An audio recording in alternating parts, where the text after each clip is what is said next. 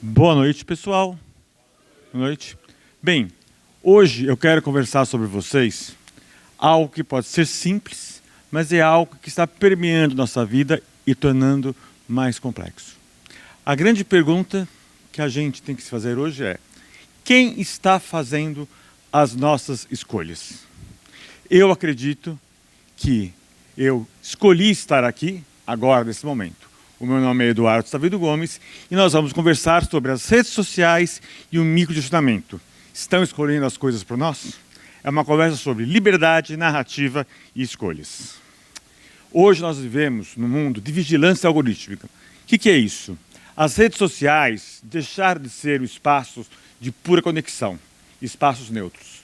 Quando as redes sociais começaram, era interessante você descobrir um amigo que você não via há 20 anos e descobriu como ele está gordo e careca, e você olha para ele e assim, não é possível que envelhecesse tanto assim.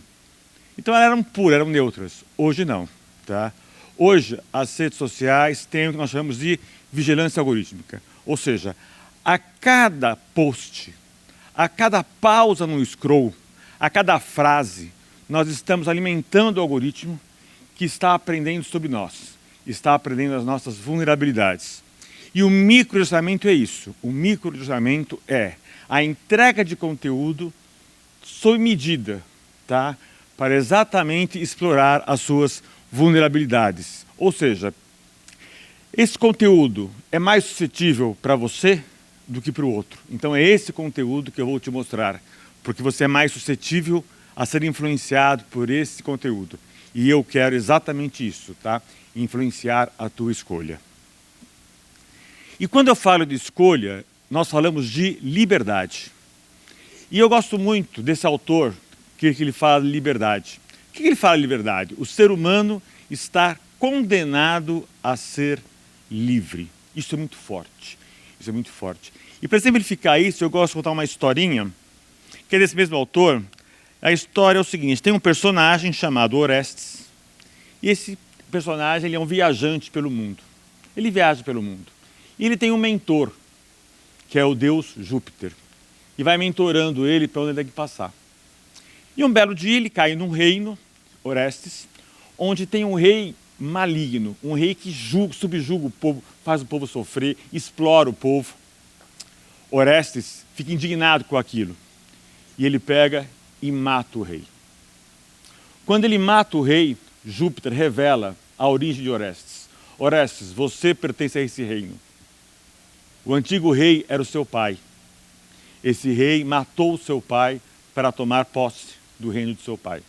E agora você é o rei desse reino. Orestes pega e fala assim: mas eu não quero ser rei. Eu não quero. Júpiter se indigna. Como você não quer ser rei?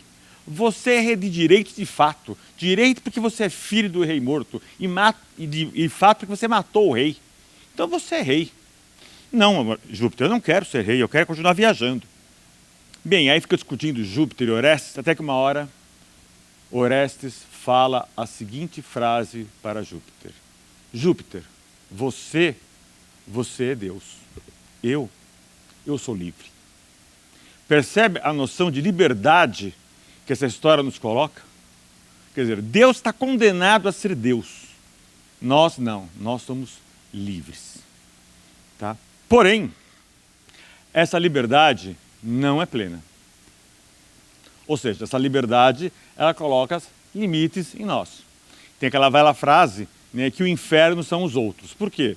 Porque são os outros que realmente vão nos condicionando a tomar decisões. Tem uma frase que eu uso, que eu gosto muito, que é o seguinte: eu não sou imune ao meu DNA e ao meu contexto. Nem tampouco sou escravo deles. O que significa isso? Bem, em relação ao DNA, né, o DNA que veio comigo não permitiu que eu fosse naturalmente, né, um bom cantor ou um bom dançarino. Mas eu não preciso ser escravo disso. Eu poderia fazer um curso de canto e me tornar um bom cantor. Eu poderia fazer um curso de dança. Então, nesses casos, eu sou escravo do DNA, não tem jeito mesmo, não há curso que faria eu dançar direito. Tá? Mas eu não preciso ser. Mas também, eu também não sou imune ao meu contexto. O que é meu contexto? É onde eu vivo.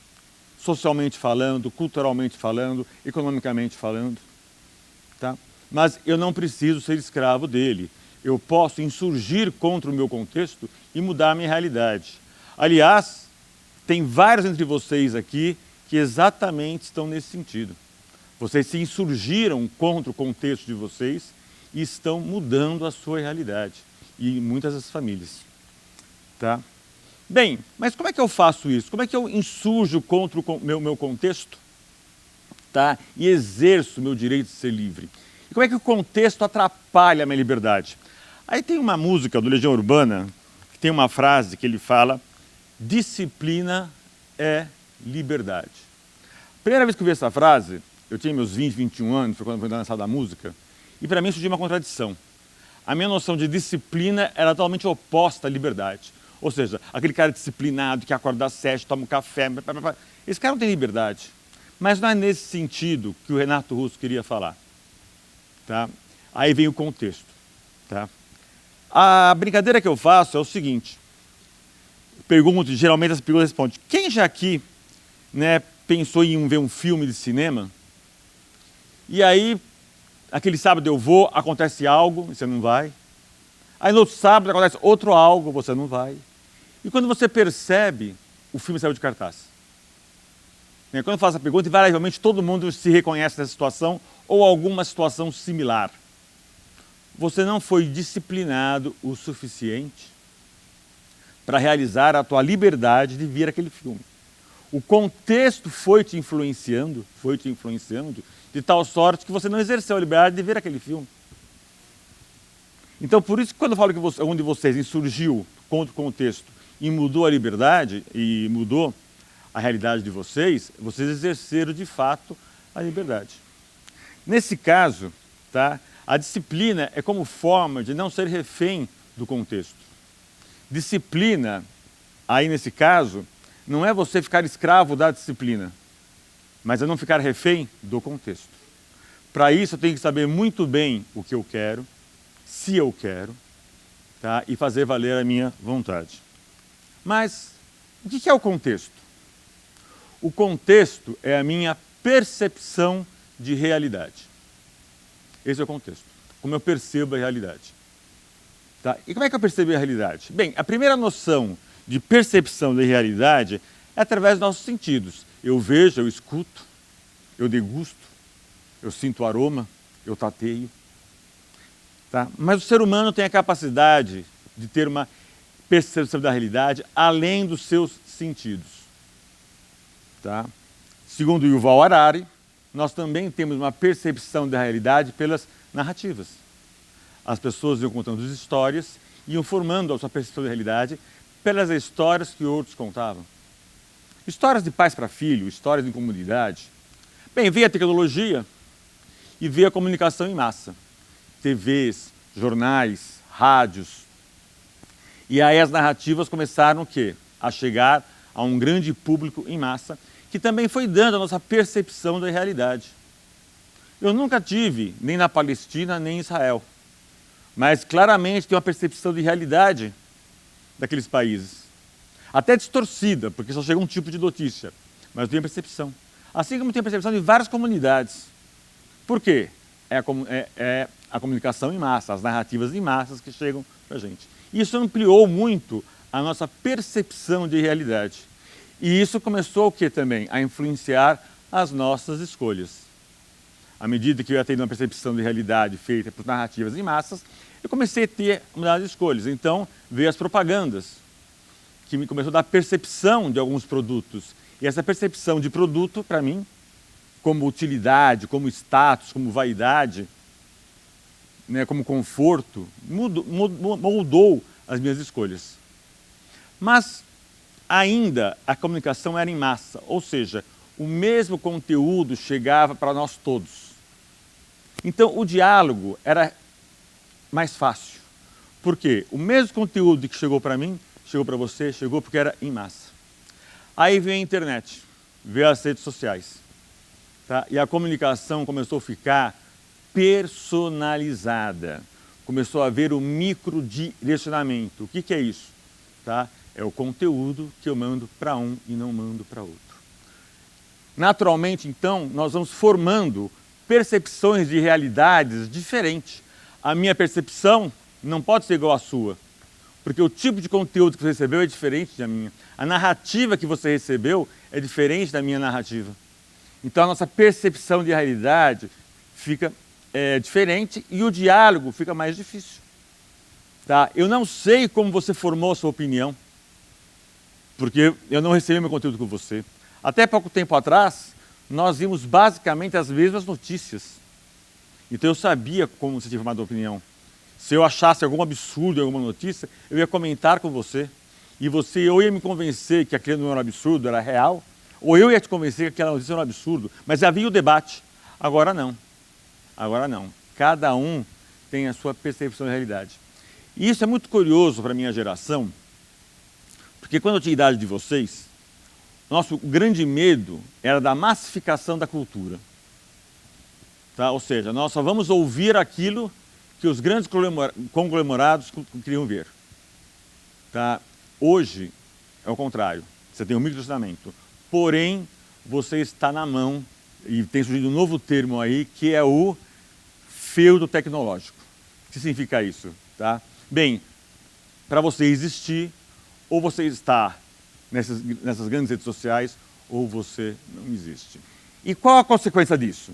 Primeiro, fragmentação da esfera pública, formando microesferas de conteúdo, de percepção de realidade, de contextos. Tá? Os diálogos dificultam o consenso e os diálogos.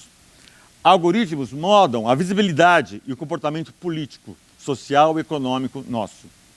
Plataformas se tornam infraestruturas políticas invisíveis.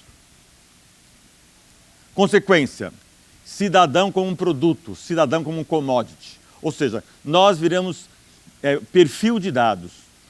As redes sociais vêm com um perfil de dados e nos direcionam um conteúdo para isso, tá? Para nos influenciar de acordo com o nosso perfil. Afeta a nossa autonomia política, econômica, como consumidor, socialmente falando. Tá?